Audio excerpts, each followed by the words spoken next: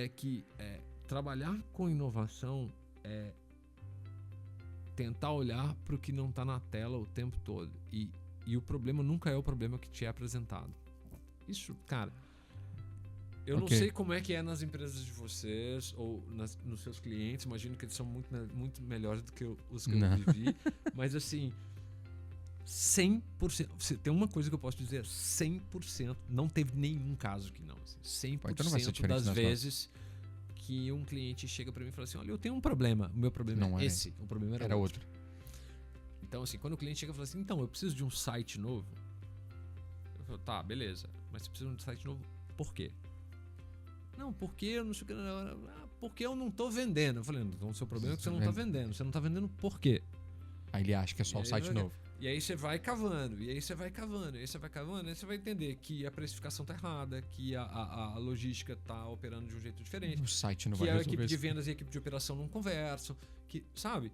Então, o site é a casca. Sei lá, é o cara que acha que vai consertar o casamento de 20 anos levando flor um dia pra casa, entendeu? Assim, é um tapa que não vai resolver a questão. E eu acho que trabalhar com inovação é muito sobre isso. Mas, cara, se você não é o único mudar caminho. a sua lente e a forma como você olha para os problemas e tiver um pouquinho de método para estruturar isso na construção de valor para um negócio, você colhe resultado. Isso funciona para o teu negócio da esquina, para a forma como você vende picolé na praia, faz stand-up paddle ou, sei lá, você vai criar uma grande empresa de tecnologia.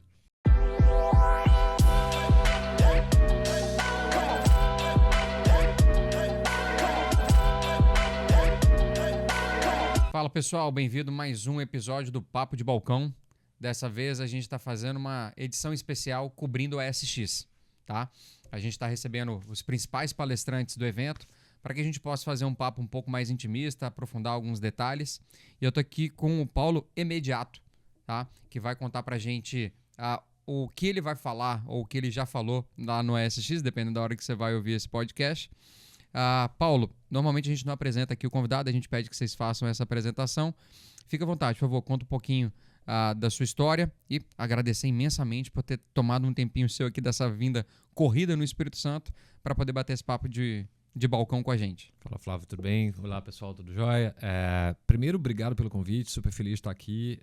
Para mim é uma oportunidade enorme estar aqui e estar no Espírito Santo, assim, tentando alavancar, incentivando a agenda de inovação para grandes negócios, para pequenos negócios, para os negócios familiares, etc. Legal. Acho que é super importante. Paulo Emediato, mineiro de Belo Horizonte. Eu hoje moro em São Paulo e trabalho como colunista do MIT Sloan Review Brasil. Também sou professor na PUC, na Miami Ed School, etc. E estou no processo de encerramento das operações da Oxygia, que era o principal fundo de Corporate Venture Capital e Venture Building da América Latina, com foco em sustentabilidade, um fundo patrocinado pela Braskem. Mas antes disso, assim, já trabalho há 15 anos com inovação. Assim, vim de uma carreira corporativa, marketing, etc. Trabalhei na Oi, trabalhei em outras companhias. E em 2011 eu recebi o convite do André Barrense, hoje do Google for Startups. Ele na época era o secretário do escritório de prioridades estratégicas do governo de Minas e ele me chamou para fazer parte do time para a gente criar alguns projetos, como o nome diz, né, estratégicos com foco em inovação. Um deles foi a criação de um programa de aceleração de startups feito pelo governo do estado. Esse programa foi criado em 2012, tem o nome de Seed, acabou ficando famoso, tem uma versão, acho que no Espírito Santo também, tem. Né? A segunda edição dele. Isso, mas a gente começou a criação da marca, a criação da estratégia de engajamento, a agenda do programa como um todo lá em 2012. Eu contribuí com esse time, tinha um time técnico, né? Então o Leandro, o Juliano, etc., as pessoas que faziam parte da equipe do governo, mas estava lá nessa turma. E além disso, a gente criou um programa que usava Design Thinking para co-criar políticas públicas, que era o Movimento Minas. A gente fez uma parceria com a MIT Media Lab para fazer gestão de dados abertos do governo do estado. Legal. E das atividades econômicas, etc. Aí, depois disso, a história, assim, fui para Stanford estudei marketing estratégico, estudei design thinking, criei uma iniciativa de educação, depois, enfim, fiquei 6 anos na Design Thinkers Group no Brasil. Beleza. A gente é uma consultoria de design estratégico, design de negócios, produtos e serviços, usando a abordagem do design centrado no ser humano para provocar e despertar a inovação, né, para trazer a inovação a partir das pessoas, centrada nas pessoas, sobretudo nos clientes. Até que em 2022 veio a proposta de me juntar à Oxygen. E como eu achei que era uma proposta muito arrojada, uma prática nova que eu queria aprender sobre Venture Capital e sobre Venture Building, eu fiz questão de fazer esse movimento de carreira e agora estou aqui com vocês. Obrigado. Porra, coisa pra caramba. Você, então, desenvolveu primeiro do CID, que a gente está desenvolvendo aqui no Espírito Santo também, dentro do governo do Estado. Né? Vou só pegar esse recorte rapidinho para poder... A gente está passando por isso aqui no Espírito Santo agora. Tá? O governo do Estado, e eu não quero pegar só o governo do Estado, a instituição Estado, tá? As instituições públicas começaram a se relacionar com inovação recentemente aqui. Tá? A ponto de a gente estar rodando a segunda turma do CID. Que aqui chama CIDES, né? Porque a gente meteu o ES no final e parece que está no plural. Como é que é tentar trabalhar esse conceito tão sofisticado, design thinking, aceleração, numa estrutura que normalmente ou tradicionalmente, e eu não estou apontando o dedo para nenhum estado ou município, mas das instituições claramente públicas carregam esse tipo de característica.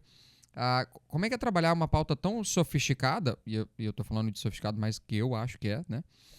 Num mundo tão tradicional, tão arcaico muitas das vezes, e muitas das vezes desinteressado nessa pauta. Né? O cara é concursado, essa é a estigma que a gente tem, né? O cara é concursado, parece que é mais trabalho. Como é que foi trabalhar isso lá? Não lá, mas como é que é trabalhar isso? Aí a gente tem que desdobrar em várias questões, né? Primeiro, assim, a gente tem uma imagem do serviço público e da administração pública que é muito diferente da realidade. Eu vim do mercado privado, trabalhava em uma das marcas mais famosas do Brasil na época, de 2008 a 2011, que era a marca da Oi, que era muito forte.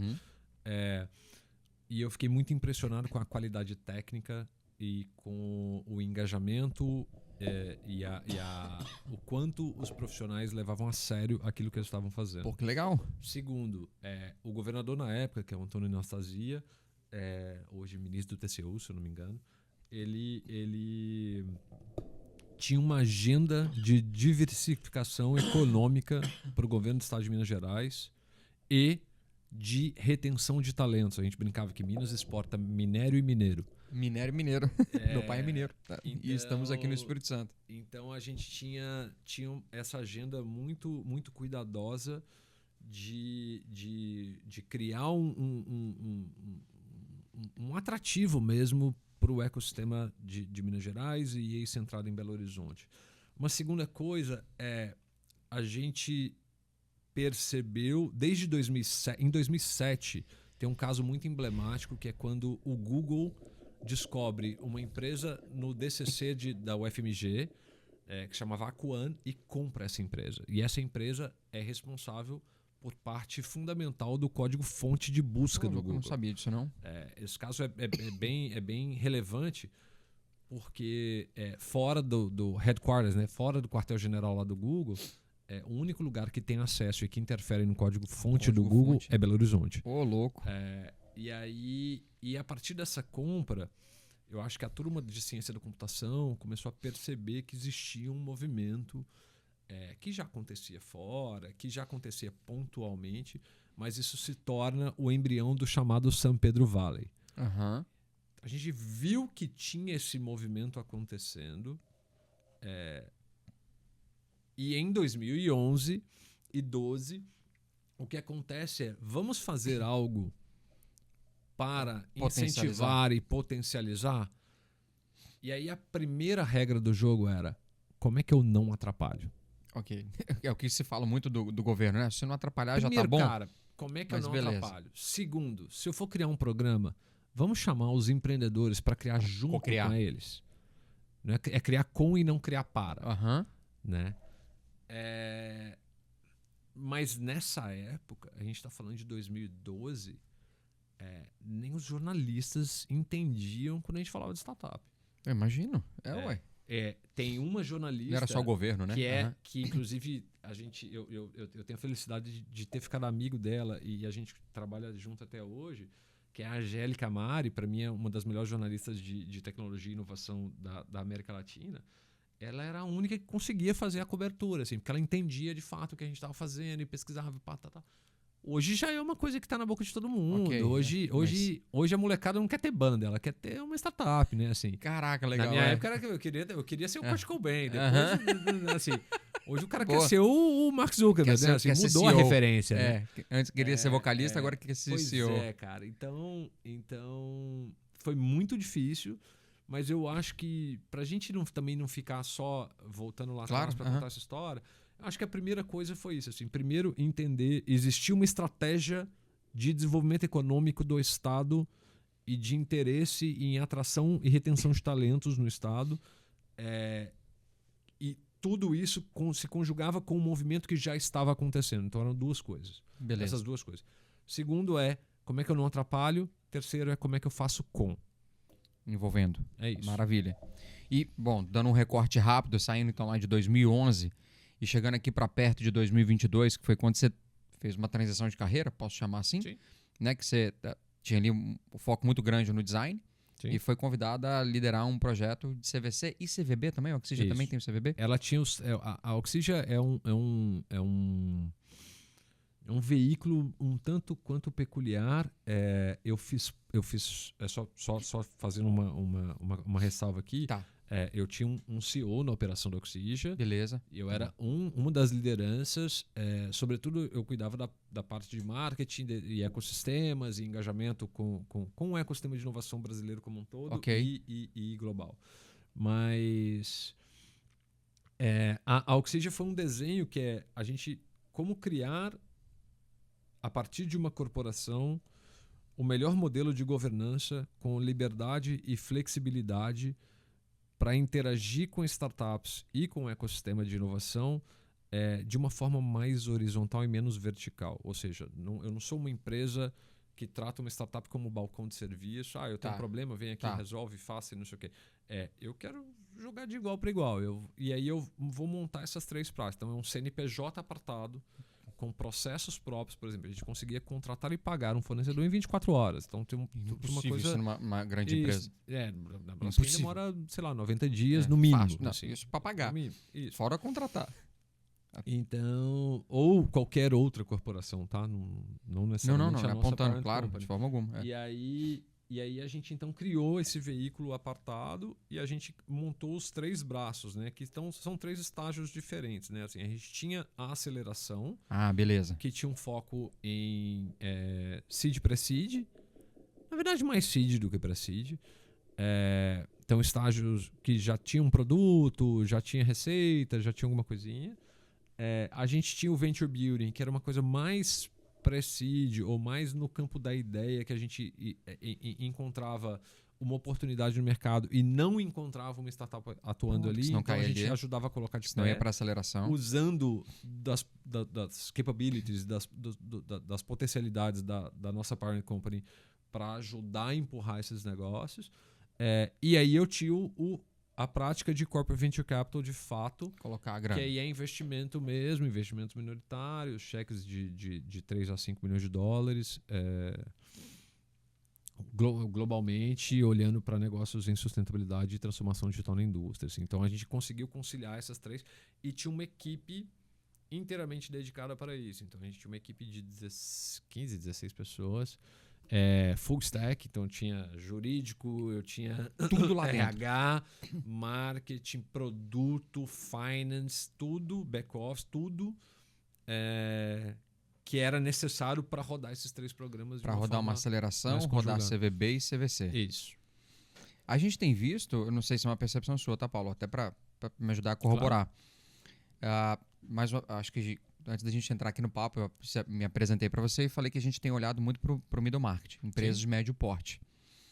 E até, sei lá, 3, 4 anos atrás, estava muito distante essas três pautas que vocês operacionalizaram lá no Oxygen, que é acelerar startups, investir em startups e desenvolver negócios internos. desse mundo do middle market.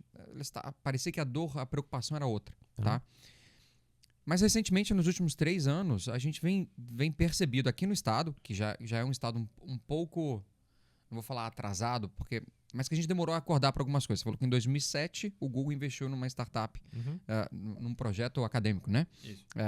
Aqui a gente demorou um pouquinho para dar os primeiros passos, apesar de eu achar que a gente está bem mais rápido do que outros estados já estão. Mas a gente está vendo isso chegar no middle market. Tem empresas que estão faturando seus 100, 200 milhões de reais, que são empresas relativamente pequenas, né? Que talvez fosse o orçamento completo que você tivesse lá numa Oxygen da vida. Não sei se você consegue abrir, né? E que estão operando. Estão investindo em startups, estão desenvolvendo projetos de novos negócios internos e alguns desses são apoiados por uma aceleradora ou não. Você tem visto isso no middle market também? Ou é só uma leitura nossa aqui, porque é onde minha mão chega? Só te respondendo antes, a dinâmica de um veículo de investimento é diferente de uma dinâmica corporativa. Então, assim, não tenho dúvida de que um orçamento de corporação é um orçamento um pouco mais abundante, mas o que acontece quando você está num fundo é que todo o dinheiro que você gasta que não é capital retornável para o fundo... Ou seja, operar ele atrapalha a sua performance. Perfeito, é um desperdício, né? Porque você não está colocando na startup. Assim, pô, cara, mas vocês têm 150 milhões de dólares. Eu falei, tá, mas é para investir. Não, e não se eu não botar esse dinheiro para trabalhar, eu não retorno o que eu preciso retornar. E eu não recebo o que eu preciso receber. Né? Então tem a dinâmica ela é um pouco diferente. Agora, indo para essa história do middle market, eu particularmente, e aí desde da Design Thinkers, né, trabalhando com design de serviço e design de produto. Para negócios de todas as naturezas, até Oxygen, que já era um calibre totalmente diferente, assim, um porte diferente de corporação, de investimento, de liga, né? Você sair do campeonato estadual e jogar Champions League, assim, é outra coisa. Eu sempre tive uma visão de inovação para negócios muito desmistificada, porque parece que todo mundo, quando vai falar disso, apresenta a agenda como se fosse uma cartola de mágico. Tá. É um segredo que você não vai acessar, é um negócio que não é para você. Só gente que é muito incrível que consegue, não sei o quê. Porque isso faz parte do discurso de venda também. Tipo assim, olha só, isso aqui é complicado pra caramba, não é pra você, mas eu vou te ajudar. Mas eu te ajudo. É isso. Eu sou o cara brutalmente franco, assim, bullshit, sabe? Isso é sacanagem, assim. Cara, fazer inovação de verdade não é sobre isso, assim. Eu vou te dizer um negócio curioso, assim. Você quer ver uma coisa que é inovadora e parece bobagem? Em Belo Horizonte, tem barba, não sei o que e tal, todo mundo tem barbeiro e tal, não sei o que. Eu conheci 2 meninas que faziam barba e que não conseguiam emprego nos salões, nas barbearias, porque são lugares dominados por homens, são lugares muito masculinos, e elas não tinham espaço. E aí elas criaram a Mulher Barbeira, que ainda usa o nome Mulher Barbeira, que é super pejorativo. Que era uma barbearia 100% tocada por mulheres e que inclusive faziam cortes de gênero neutro de uma forma geral. Cara, isso é inovador pra caramba. Porque você olha para uma oportunidade, você olha para um público específico, você olha para não sei o quê. O que tem de tecnologia nisso? Nada. Zero. Tem de entender comportamento, tem de entender uma oportunidade. Mais de design do que de tecnologia. Ou quando a gente vai trabalhar num hospital e aí a gente percebe que nenhuma jornada de hospital leva em consideração a experiência do acompanhante. Do acompanhante. Porque do cliente até leva. Geralmente leva do médico. A prioridade é o médico, dúvida. Infelizmente. Eles falam que é o paciente, mas não é. A prioridade é o médico. Em segundo lugar. Aí você tem ali o jogo das operadoras, essa coisa lá. Mas o paciente... Só que ninguém vai para o hospital sozinho, é muito raro. E é muito comum, se você para na porta de hospital e presta atenção nas pessoas. Tipo assim, gente sentada no meio-fio, comendo, fumando um cigarro, fazendo não sei o que. cara, é uma experiência muito ruim que pode ser uma oportunidade de negócio. Tá. É, Pelo menos agregar mais isso é valor. inovador pra caramba. Deveria ser. Então, eu não preciso fazer o desenvolvimento do algoritmo mais elaborado de AI para tocar, não sei o que. Não precisa disso. Precisa ter um olhar mais apurado para o tipo de problema. Então, quando a gente A inovação devia ser vendida assim, né? quando você está falando de middle market, ou você está falando de startups, ou você está falando de qualquer coisa assim, o mais importante é qual problema você está resolvendo. Aham. E para quem? Porque tem muito problema que o dono da empresa acha que é um problema, mas quem está na ponta não acha. Né? Então, muitas vezes eu já fui chamado, por exemplo, para resolver projetos de estimação de um dono que depois A de gente tem queimar alguns milhões. uma Uma grana, grana. ele fala assim, cara, o que eu faço com esse aqui? Para eu não jogar fora. Como é que eu aproveito alguma coisa? Sabe Me assim? dá uma dica, o que você faz? Você fala pra ele, melhor jogar fora? Ou você Depende, tenta- aí é muito Tá. casacado. Mas o que eu posso te dizer é que trabalhar com inovação é tentar olhar para o que não está na tela o tempo todo. E o problema nunca é o problema que te é apresentado. Isso, cara, eu não Ok. sei como é que é nas empresas de vocês ou nos seus clientes. Imagino que eles são muito melhores do que os que Não. eu vivi. Mas assim, 100%. Tem uma coisa que eu posso dizer: 100%. Não teve nenhum caso que não. Assim, 100% Então não vai ser diferente das nas vezes que um cliente chega para mim e fala assim: olha, eu tenho um problema. O meu problema Não é é. esse. O problema Era outro. Então, assim, quando o cliente chega e fala assim: então, eu preciso de um site novo. Eu falo: tá, beleza. Mas você precisa de um site novo por quê? Não, porque eu não sei o que. Porque eu não estou vendendo. Eu falei: então, o seu problema é que você não está vendendo. Você não está vendendo por quê? Aí ele acha que é só o site novo. E aí você vai cavando, e aí você vai cavando, e aí você vai cavando, aí você vai entender que a precificação tá errada, que a logística tá operando de um jeito diferente, O site não que vai a resolver equipe de isso. vendas e a equipe de operação não conversam, que, sabe? Então, o site é a casca, sabe? Aham. Então, sei lá, é o cara que acha que vai consertar o casamento de 20 anos levando flor um dia para casa, entendeu? Assim, Ok. é um tapa que não vai resolver a questão. E eu acho que trabalhar com inovação é muito sobre isso. E é muito como a gente usa. E aí, qual que é a caixa de ferramenta que eu posso abrir? Cara, Umas delas são essas que a gente falou aqui eu agora. posso usar Design Thinking? Posso usar Design Thinking. Eu preciso usar um post? Nenhum. Eu não preciso O quê? usar post-it, eu não Post-it. preciso usar Canvas. Eu gosto de usar? Eu gosto. Me ajuda a materializar o pensamento, Ok, em blocos menores, organiza. recombinar as coisas, etc. Mudar e tal. Para o processo criativo ajuda. Precisa ser assim? Não. Legal. Eu quero trabalhar com AI? Eu quero trabalhar com AI. Mas sou eu que trabalho com AI, não é AI que trabalha comigo. Então não é o rabo que balança o cachorro. Ok. Eu uso a ferramenta a meu favor. E como é que ela facilita o meu negócio? Então, assim, se eu desenhei sei lá, se eu subir a DRE da minha empresa e eu pedir um diagnóstico, eu não sei se você já fez isso. Eu fiz com os meus exames. Eu fiz um check-up. Eu fiz com exame de saúde, eu também check-up fiz. geral lá e tal. Eu subi e falei, faz um relatório. Blá, blá, blá. Beleza, joga a DRE da sua empresa lá. Aham. Pergunta, o que tá errado aqui? Me ajuda a enxergar o que eu não tô vendo. Ou me ajuda a ver estratégia de produto, não sei o que, me ajuda. Não sei, tem que ver a segurança da informação, que é outra questão. Você pode neutralizar os dados, você pode fazer isso, não pode fazer isso de uma forma irresponsável. Mas assim, você pode colher inputs, fazer perguntas, questionar e ampliar a capacidade, o seu repertório em torno do seu cenário, em torno das oportunidades que tem no seu negócio, etc. Mas você não precisa ter um negócio baseado em IA. Você não precisa ter um negócio baseado em interação com as startups. Por que startup é bom? Porque ela resolve um problema muito específico que uma corporação não consegue. Ela perde a visão, ela perde a sensibilidade. Ela resolve um problema muito específico e muito mais barato.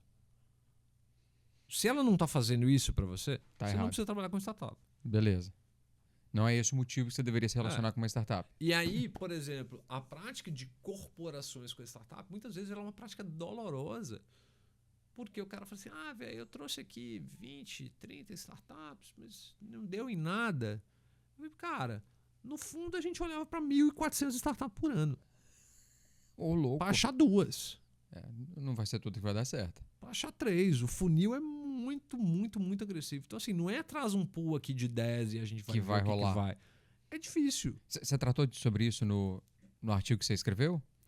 Cara, Em que você fala sobre essa... Eu já falei sobre isso em outros episódios, né? Porque de podcasts e em outras entrevistas. O que eu escrevi no artigo é muito sobre um desgaste da prática de inovação aberta, que como era, eu vou dizer que a gente teve uma primeira onda de inovação, que eu vou chamar aqui simbolicamente de 2010 até agora, até 2021, 2022. Tá.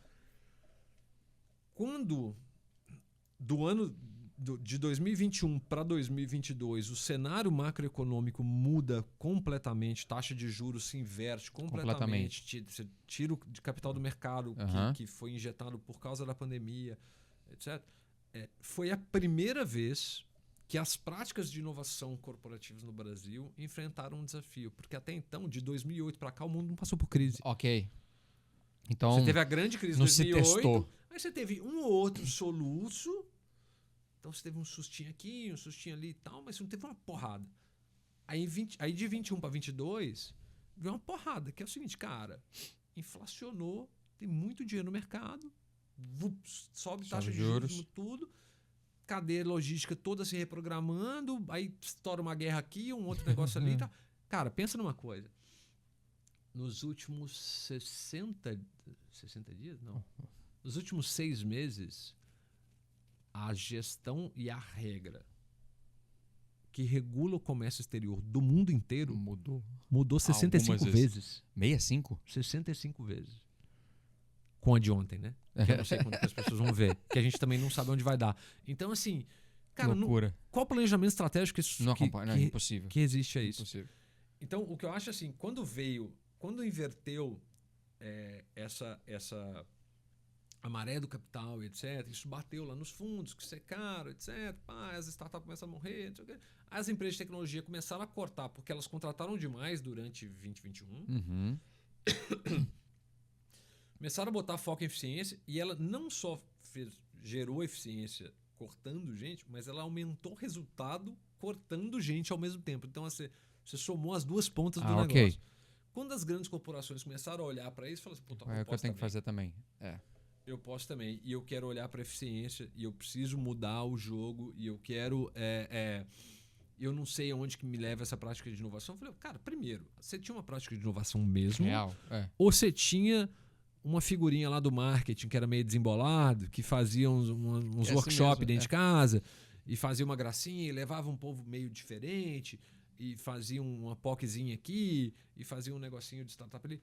Ou era um projeto de transformação do seu negócio, que era uma meta perpétua da corporação como um todo. Por exemplo, sei lá, cara, eu preciso ter 30% de receita de novos produtos e serviços nos próximos 5 ou 10 anos. Isso é uma meta. Ou 50%, ou sei lá.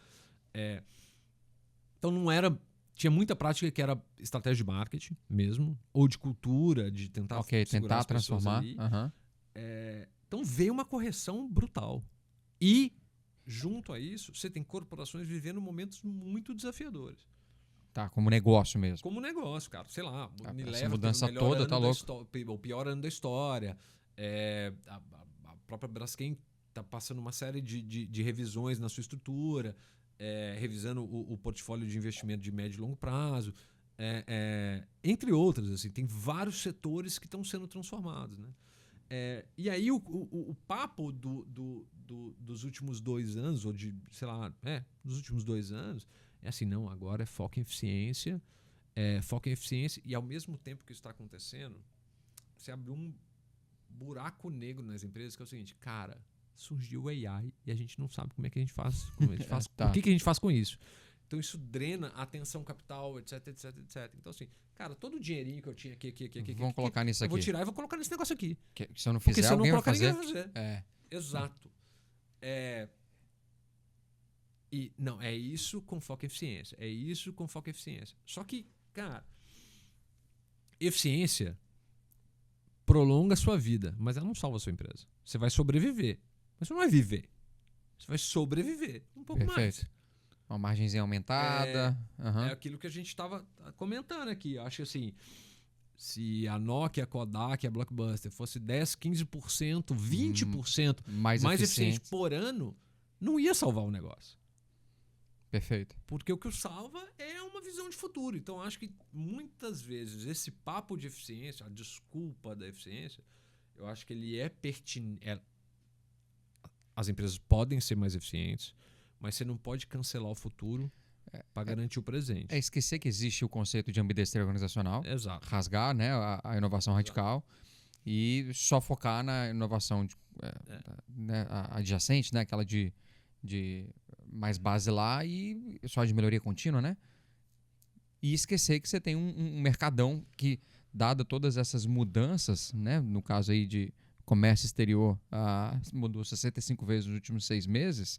Se você não consegue acompanhar isso, não adianta melhorar a performance interna, que nada vai se resolver. O cenário de volatilidade e de incerteza e de novas tecnologias e de até de conflitos geopolíticos, de tudo que está acontecendo, se você não tiver olhando, tentando antecipar o que vem pela frente, olhando para outras oportunidades, pensando como é que você constrói parcerias que são improváveis, como é que você entrega uma experiência de produto ou serviço que é de fato diferente para as pessoas, etc. Não adianta você ser mais eficiente. Assim. Ciência ajuda. Okay. Ela tem que estar lá. Mas não é uma coisa ou a outra. Né? Então, assim, não, agora eu não penso no futuro porque eu preciso salvar o agora. Não, peraí, você precisa fazer as duas coisas. Isso aí. Então, acho que a gente está um pouco nessa encruzilhada, a gente está um pouco nesse momento. Você acha que foi necessário, sem querer ser polêmico aqui na pergunta, mas foi necessário esse baque na onda em que a inovação estava sendo tratada, tanto na forma, no recurso, para que se decantasse essas ações e permanecessem aquelas mais eficientes, para a gente também dentro das empresas começar a reconhecer quais são as mais eficientes? Darwin, sabe o conceito de que vai sobreviver aquilo que... Eu acho que é necessário em alguma medida. Eu acho que tinha muita prática... Tava demais, não tava? Que não fazia muito sentido. Mas é arriscado a gente dizer isso, porque... Assim, churn é sempre bom. Porque limpa a base. Beleza. Esse conceito. Você revê a coisa, você corrige rota e tal... Mas o que eu acho é que não existiu uma agenda sólida de construção de inovação de verdade. Então as corporações elas estão mudando de moda, estão mudando de tendência, elas estão seguindo a próxima onda. Tá bom. Então assim, não se preocuparem em entender o que aconteceu. Do mesmo jeito que existiu o efeito manada de entrada, houve saída sem razão alguma. A desculpa foi o dinheiro e vamos focar aqui na AI. E aí você joga o bebê fora com a água do banho, sabe? Ok. Você perde tudo. Assim, não houve um aprendizado. Tá, então o que eu sinto um pouco é isso. Que loucura. Até como... Se você conversar com empreendedores, assim, a gente faz muito isso. Assim, uma das principais dores na relação com a empresa, assim, cara, falta de continuidade. Eu tô combinando uma coisa, de repente o cara é mandado embora, ou muda a empresa, ou muda não sei o que, né? Falta de gestão do conhecimento. Assim, o que a gente aprendeu com isso? O que a gente precisa fazer para melhorar? O que a gente precisa fazer para mudar? O que a gente... Sabe assim, o que eu preciso fazer mais? O que eu preciso fazer menos? O que eu preciso parar? O que eu preciso começar? Perfeito. Essa revisão não acontece. E isso não fica registrado para as próximas pessoas. Então a coisa está aí no bolo. Eu gostaria de te dizer que, não, cara, eu acho que vem aí uma próxima onda. Mas não sei, eu acho que é igual o mercado da moda, assim, acho que vai... O pêndulo foi, ele vai voltar de outro jeito, com outro nome, com alguma outra coisa, mas com uma pena. Eu acho que tem gente que aproveita essa oportunidade e faz projetos muito legais e desenvolve iniciativas muito bacanas. Sempre vai ter, né? E cria produtos e serviços interessantes e cria valor dentro do mercado de fato. E vai vir uma maladona fazendo um monte de bobagem. Então, assim, isso vai acontecer, entendeu? Isso é inevitável. Como é que o design se conecta, o design thinking, né? Ou a forma como você tem trabalhado isso, se conecta com esse momento que a gente está vivendo, então? O que eu gosto de dizer é... O design thinking vem de de uma abordagem mais profunda, que é o tal do Human Centered Design, que é o design centrado no usuário. Que se não tivesse valor, a OpenAI não teria feito um contrato de $6 bilhões com o John Ive para desenhar os produtos novos. Legal. Né? Assim, o Jonathan Ive foi o cara que desenhou o iPhone, foi o cara que desenhou um monte de coisa da Apple. Eu vi. E é o cara que entrou por $6 bilhões para ajudar a OpenAI a repensar a experiência de produto em AI. Então, assim, essa é a experiência do design e essa é a relevância disso hoje. Então, assim, só que isso se adaptou. Qual que é a premissa do Human Centered Design? Assim, eu vou prestar atenção no comportamento das pessoas, não na demografia. Demografia, assim, homem, 35 anos, faixa etária tal, faixa de renda, não sei o que. Isso é uma demografia. Isso não me conta como você se sente e qual é o seu comportamento. Só que todas as suas decisões de consumo são baseadas em como você se sente e qual é o seu padrão de comportamento. O design é sobre entender como as pessoas se sentem. Não é porque eu sou fofinho, amorzinho, eu quero abraçar a árvore, não sei o quê. Mas é porque quando eu entendo o comportamento das pessoas e como elas se sentem, eu entendo o que as deixa feliz ou triste em relação a um produto ou serviço, o que orienta uma decisão de compra, o que orienta um engajamento com uma marca, o que orienta uma formação de comunidade e etc. E quando você faz isso, você consegue desenhar negócios. Cara, isso pode ser na padaria. Eu vou te fazer uma pergunta. Eita. É o contrário aqui, tá? Mas tudo bem. Você gosta de restaurante? Gosto, muito. Tá. Pensa na melhor experiência de restaurante que você já teve. Não me diga. Tá bom. Melhor experiência. Agora pensa no restaurante mais caro que você já foi. O mais caro foi a melhor experiência? Não, nem Por quê? Bom. O que fez a melhor experiência? Foi a forma como foi atendido. O design é sobre isso. Como é que eu pego isso e transformo num produto ou serviço? Sabe? Como é que eu escalo isso? Como é que eu trago isso para dentro do negócio? Tá bom. Não é sobre Canvas, não é sobre... Post-it. É porque o que acontece é... Assim como a gente estava falando das tendências para inovação, das tendências, enfim, tendência de moda, a modinha, o que vai acontecer é o seguinte: ela vai pegar um pensamento e uma pesquisa que é super profunda, e ela vai simplificar num método. Tá. Esse método vai virar aí todo mundo vai ler metade do método, você vai ler em 1.5x o livro, você vai passar pelo review lá, o resumo que a AI fez, você vai ver o vídeo no YouTube e você vai abrir um curso online desse método. Seja agilidade, seja design thinking, seja agora AI para aplicar a negócio, não sei o que. Não é isso, cara. Não é isso. E o que é? No nosso caso especificamente, é o seguinte, cara, beleza. Qual é o tipo de problema que a gente resolve para quem? Por que isso gera valor para as pessoas? Beleza? Vamos entender essas pessoas e trazê-las para dentro para a gente desenhar novos produtos e serviços? Beleza. Vou te dar um exemplo prático disso. Trabalhei 3 anos fazendo projeto com a MRV.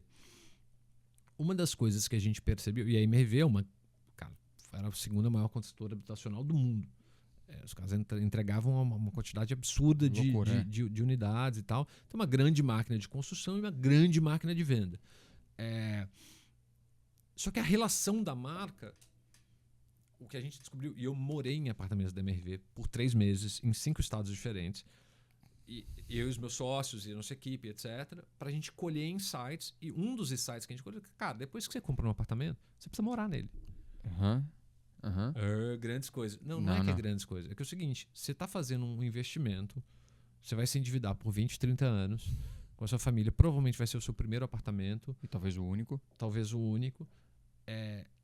Você está mudando para condomínios que tem normalmente 800 unidades, 1.200 unidades, etc. São volumosos, A qualidade da gestão do síndico das suas unidades impacta profundamente na qualidade da sua experiência com aquela marca, com a realização do teu sonho. Que é negligenciado muitas das vezes por essas empresas, porque eu já entreguei. E aí, o que a gente fez? A gente criou a escola de síndicos, a gente criou uma certificação para síndicos, a gente criou porque a gente entendeu que fazer isso melhorava assim, a experiência com morar na MRV mudava muito de acordo, Se às isso vezes, se tivesse não para resolvido. tudo, Não, mas claro. às vezes isso era um dos padrões que a gente via. Cara, quando o síndico é bom, a vida é boa. Quando o síndico é ruim, a vida é ruim. Caraca, que legal, que Entendeu? insight. E uma consultora não pensa nisso. E a gente criou um Não. produto, um serviço, uma academia, um não sei o que, etc. E a coisa andou. E é negócio. E gera valor. Que legal. Então esse é um exemplo prático do que eu estou dizendo, entendeu? Assim, de entender o consumidor e ver uma oportunidade que às vezes não está na obviedade da operação do seu negócio. Para isso a gente usa o design. Não é para pregar post-it, não é para fazer canvas, não é nada. A gente até usa, mas não é para isso. Você foi convidado para falar aqui no SX sobre design. Eu vou ler o tema, tá? Não é mágica, é método. Como usar design thinking e AI para gerar impacto. E você trouxe muito aqui do lado humano do design. E a AI não é humana. Como é que você está enxergando a junção desses dois? É positivo, é negativo? A quem sai ganhando com isso? Eu acho que é super positivo, acho incrível o trabalho conjugar o trabalho de design thinking com AI. Eu acho que só potencializa, acho que é uma ferramenta impressionante. AI não é humano, mas ela precisa de um humano para operar, né? Perfeito. E a gente está falando assim, AI ainda não compra produto de serviço, né? Então você ainda não é consumido automaticamente por robôs. Então, assim, do outro lado, quem toma decisão, quem põe dinheiro no seu negócio, ainda é uma pessoa. E aí, eu acho que tem um negócio tem um aspecto que é muito curioso para mim, que é o seguinte: a gente desaprendeu tanto a lidar com as pessoas que as pessoas se sentem mais confortáveis conversando com a AI do que com outra pessoa. Então é humanização das máquinas e mecanização das pessoas. Ok. A gente precisa inverter um pouco isso. Voltar às origens, né? Só que de que forma a AI me ajuda? Me ajuda a validar e testar mais oportunidades. Por quê? Porque a aplicação do Design Thinking, e isso é um puta spoiler da palestra, mas assim, design não é feito para resolver o problema. Design é feito para gerar escolhas. Tá bom. Você vai gerar mais e melhores escolhas. Para que a partir dessas escolhas você teste novos caminhos para o seu negócio. Se você quiser a melhor solução para o seu negócio, não é design. vai em outro método. Tá bom. Com pressa, vai em outro método. Usa outra abordagem. Se você quiser pensar criativamente quais são as oportunidades do seu negócio, gere muitas escolhas. Através dessas escolhas você vai criar um fluxo de experimentação para você chegar à conclusão em qual é a melhor. Ok. AI te ajuda nisso. Ok. Te ajuda a prototipar coisas. Te ajuda a estruturar a interação entre pessoas. Então, assim, você foi a campo e você conheceu comportamentos diferentes. Você pode jogar aquilo na AI e falar assim, essa pessoa se comporta assim, essa se comporta assim, essa se comporta assim. Você cria agentes que se comportam e tal. Então, você consegue consolidar as coisas muito mais rápido. Por exemplo, essa dinâmica da MRV que eu te contei, a gente, no processo de ideação, a gente gerou, sei lá, 480 post-its de ideias. Consolidar eu consigo, isso. Cara, fotografar, consolidar, compor, não sei o quê. E aí me ajuda a escalar. E aí, depois que eu processo isso, eu ainda posso pensar criativamente em cima, que é o seguinte: o que eu não estou vendo que podia estar aqui? E se eu levar isso para a realidade do Nordeste? O que muda? Não sei o quê. Você consegue sempre ampliar a profundidade do seu conhecimento. Mas se você vai para lá esperando uma resposta objetiva para as coisas, legal, mas não é o melhor que você pode fazer. Tá bom. Você precisa expandir o seu conhecimento sobre as coisas. Você vai gerar alternativas. Você vai ampliar o repertório. Para a partir daí, fazer as melhores escolhas. Perfeito. Paulo, a gente tinha 35 minutos, chegamos a 42. A gente está com uma proposta de fazer um podcast um pouquinho menor, né? Por conta da cobertura do evento. Então, vou abrir só para que você faça um fechamento, caso queira fazer uma fala final, para a gente poder encerrar. E já te agradecendo também imensamente por ter aceitado bater esse papo com a gente, tá bom? Cara, muito obrigado, feliz. Eu espero que faça sentido para as pessoas, assim, porque a gente vai falando e vai misturando um monte de coisa. Eu tenho que voltar a conversar com o meu sócio, que eu acho que tem muita coisa que a gente tem que uma confusão, né? Mas o que eu acho que é mais importante, assim, a gente precisa fazer... Eu acho muito relevante o que vocês estão fazendo aqui, porque o processo de acesso e de distribuição do pensamento sobre inovação e deixar isso mais próximo das pessoas. Falar, cara, Democratizado, né? você não precisa ser mágico, você não precisa ser gênio, Perfeito. você não precisa ser um grande, ter uma tecnologia milionária, você não precisa ser o Elon Musk, de preferência não o melhor. Mas assim, Tá bom. isso também envolve inovação? Sim, também. Mas, cara, Não precisa. se você Não é o único mudar caminho. a sua lente e a forma como você olha para os problemas e tiver um pouquinho de método para estruturar isso na construção de valor para um negócio, Você colhe resultado. isso funciona para o teu negócio da esquina, para a forma como você vende picolé na praia, faz stand-up paddle ou, sei lá, você vai criar uma grande empresa de tecnologia. Maravilha. Paulo, Beleza? obrigado demais pelo convite, tá? Para você que está nos assistindo, se quiser ter mais acesso aos nossos conteúdos, segue o B-Button no Instagram ou no YouTube. Valeu.